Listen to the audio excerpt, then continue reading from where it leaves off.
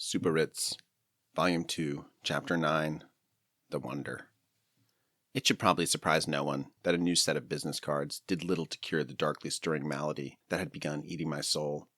The heady sense of adventure that had informed the early steps of my Hollywood career had dissipated, and I was becoming another drone trudging back and forth to work for an underpaid job I didn't really love.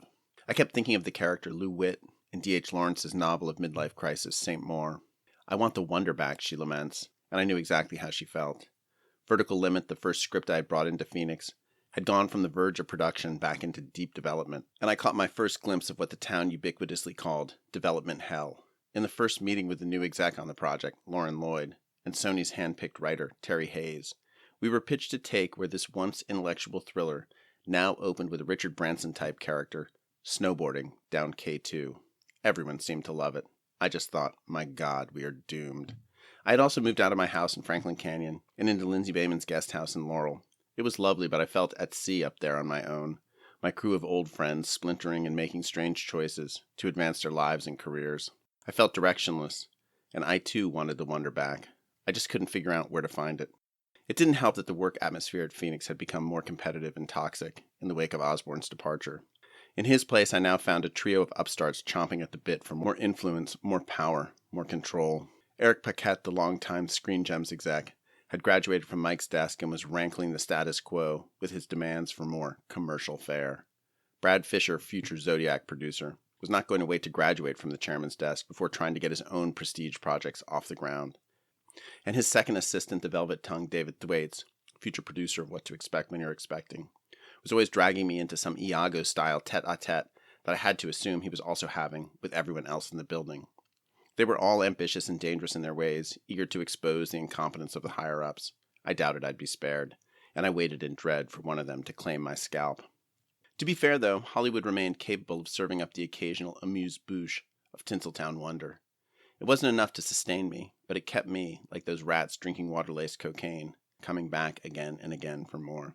I remember one magical night out with Marcia and Astor, where we went to see the David Hare play Skylight at the Mark Taper Theater downtown. Brian Cox of Succession fame was starring in it. Marcia had just left Phoenix, and we were both feeling at loose ends, watching this brainy drama about lives full of import and meaning, and wondering where ours had gone so wrong. At the act break, we both felt defeated and headed downstairs to clear our heads and bladders. In the lobby, we ran into Bryan Singer and his crew, and they invited us to join them for dinner after the show. I know Bryan Singer is now persona non grata in Hollywood, but back then, hot off the usual suspects, he was still Hollywood's wonder boy, and Marcia and I suddenly felt we were back in the limelight. We met Bryan and his gang at a nearby restaurant where they were sharing a table with none other than Brian Cox himself, his son, and some of his actor friends. Cox proved as commanding and charismatic at dinner as the character Logan Roy he plays on TV. He conducted the conversation like Esa-Pekka Salonen in the orchestra pit, bringing each player deftly into the mix. It was hard not to feel suckered and inspired by the company of these artists as they shared their struggles and inspiration, dark laughter at cruel fate. Here was a world unsullied by the machinations of office politics.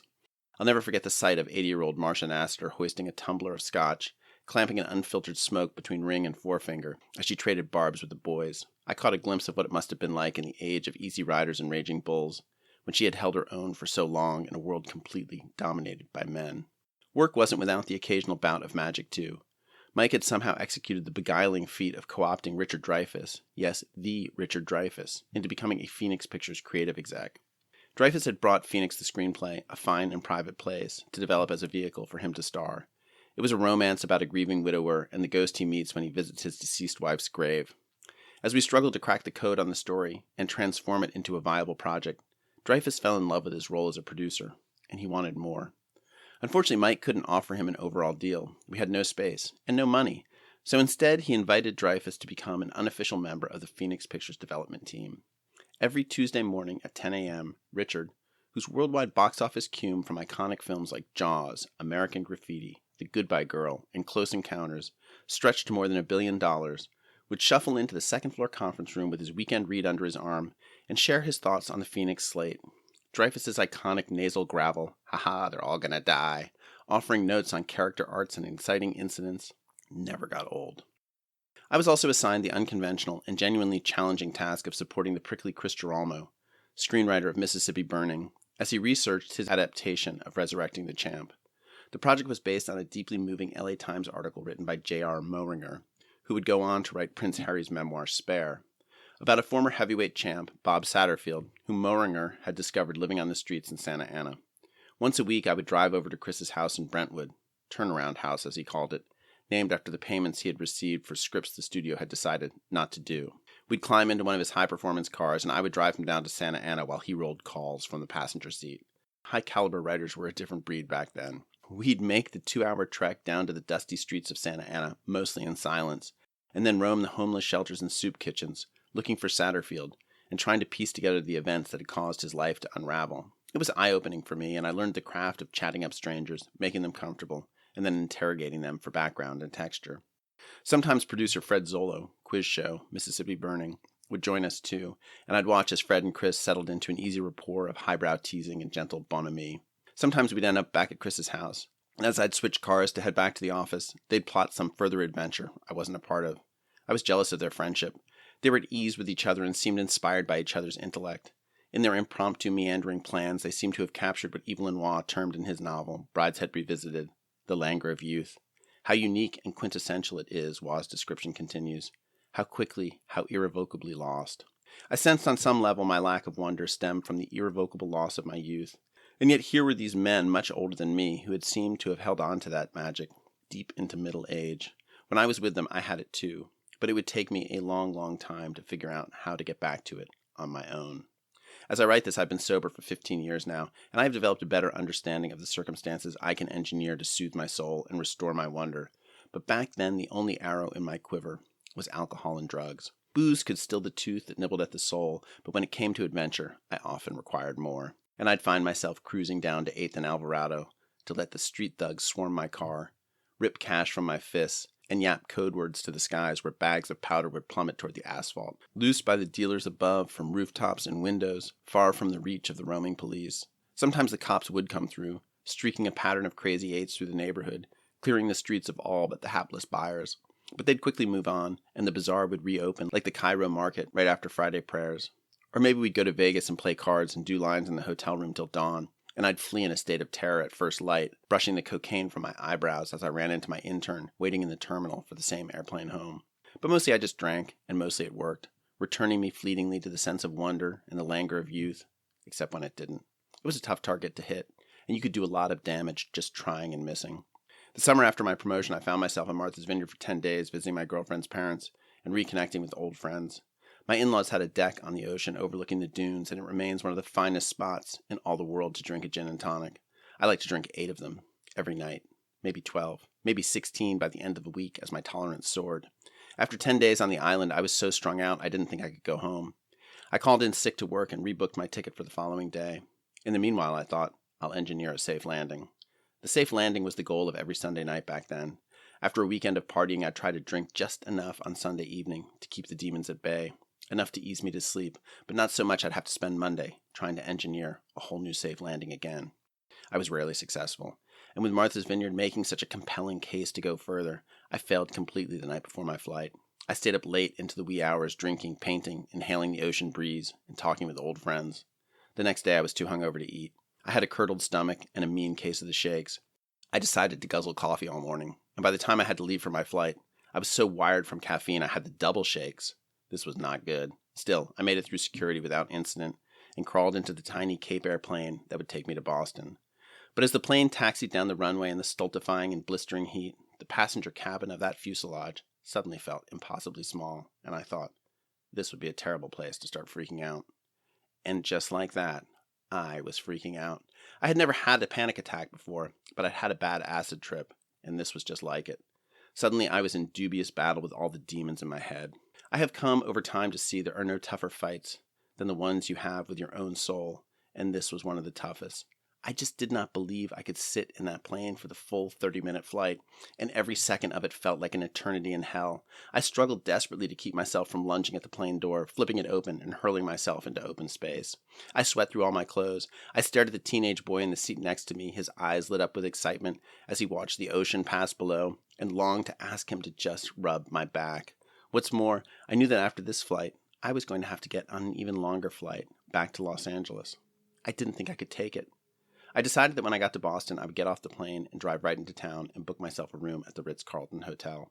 I'd order myself room service, I'd get a massage, and finish the trip the next morning.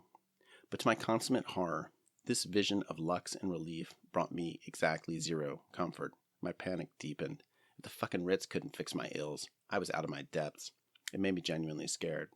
I hobbled off the plane in Boston a shaken wreck. I didn't know when my next flight was, and I didn't care. I stumbled into the first bar I saw, sat down at the counter, and ordered a double. I drank it down in a gulp and quickly ordered 2 more. By the time I'd finished the 3rd drink, that's 6 shots if you're counting, staring at the creepy plasticine sculpture of a saucer-eyed drunk bent over the bar, his eyes ringed with flaps of red flesh, the psychosis abated. I was restored to something akin to sanity, and I was so relieved to no longer be spiraling toward hell. I stumbled toward my next flight.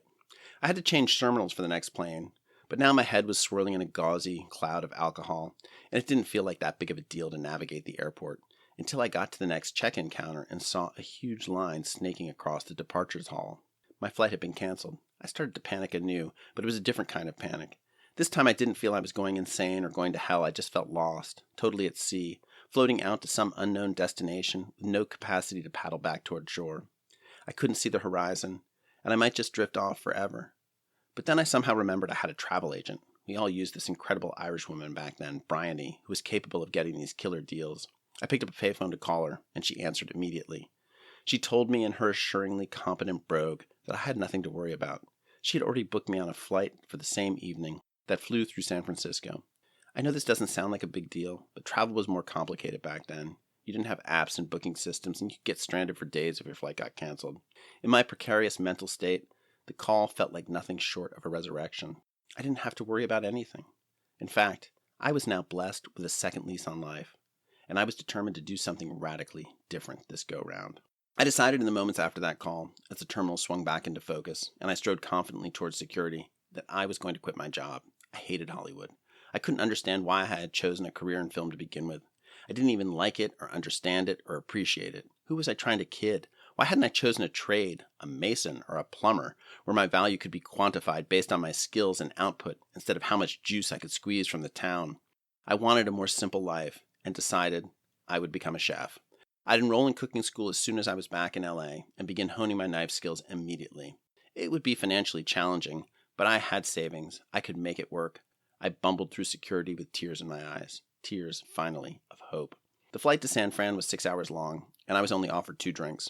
I guzzled a couple wines because they seemed like the best alcohol content per volume. I couldn't sleep. I was too wired from my near brush with madness and my excitement of my new life ahead. And I didn't sleep on the plane from SF home. It was too short for drinks. There was no booze in my house when I got home either, and I lay on the bed in my luxurious guest house, spread eagle till dawn, my whole being thrumming, until I finally dozed off. The next morning, I didn't become a chef. There's a great line from the Bright Eyes song Lua that goes, "What was easy in the moonlight, by the morning seems insane." I guess that's what happened to me. In the cold light of day, a career in the kitchen lost its appeal. Or maybe I just had things to do, and once I got caught up in spec scripts and story notes, the impulse passed, and I never came back to it. Who knows? It may have proved a fulfilling career, but the problem likely was not my work. The problem was me, or at the very least, the way I drank. I decided after that trip back from the vineyard to stop drinking altogether and successfully spent the next month totally sober. But late August found me on a family vacation in London with my mother and stepfather, siblings and cousins. We were going on a cruise that started on the Thames and made its way around England and Scotland, where we would sample some of the world's finest golf courses. On night 1, I stayed up with my stepbrother polishing off a bottle of scotch and woke the next morning in Guernsey, half out of my mind again. We toured an underground bunker from World War II that Hitler had used as a hospital. It was a mile long, and midway through the tour, I started to panic. I thought I might puke. I thought I might collapse. I thought I might have to crawl my entire way back through the labyrinth just to keep from sliding off the face of the earth. I collapsed on the grass outside the bunker, but no one in my family seemed to catch on. I stopped drinking again that day, but this time the panic put up a fight of its own, and even without booze it kept rearing its head through the vacation, threatening to swamp me at every turn. I felt trapped everywhere I went, especially on the boat, and I thought about throwing myself off the top deck, or I figured I'd white-knuckle my way through the vacation and take myself out when I got back to LA. I really couldn't go on like this. I wasn't interested in a life where my joy was hobbled by my own fear. But when I got back to LA, I didn't kill myself. I got help. Knowing nothing about mental health, I reached out to a friend's psychiatrist to try to get them to prescribe me some meds. The shrink gave me an emergency ration of Xanax to be used in a crisis, but did not put me on drugs. Instead, she sent me to a cognitive behavioral therapist named Joel Becker. He made me read a book called Feeling Good that I found wildly effective. Sorry, I didn't mean for this episode to become a PSA, but this whole experience did change my life. He taught me about the fight or flight mechanism my brain was triggering, and he gave me exercises, mostly just breathing, that helped me manage the phenomenon. I felt practically cured after the first session, and I was appalled that I'd ever felt stigmatized about seeking help for my mental health. A few conversations and a couple $100 took me back from the brink of suicide and returned me happy and healthy to the world. But I didn't get the wonder back. Not for a very long time, anyway. Who knows? Maybe I would have gotten it back quicker digging through the walk-in and practicing my mise en place as a chef, but I doubt it. Hollywood, for all its failings, is a community of artists who make their dreams come true every day. You can't help but feel inspired by that. Like yours will happen too, and they will. But you got to be able to stick around long enough for that to happen. I knew I still had a lot to learn, and I suspected I could still learn a lot of it at a place as prolific as Phoenix. And thankfully, I now at least had the tools to keep my hand in the game.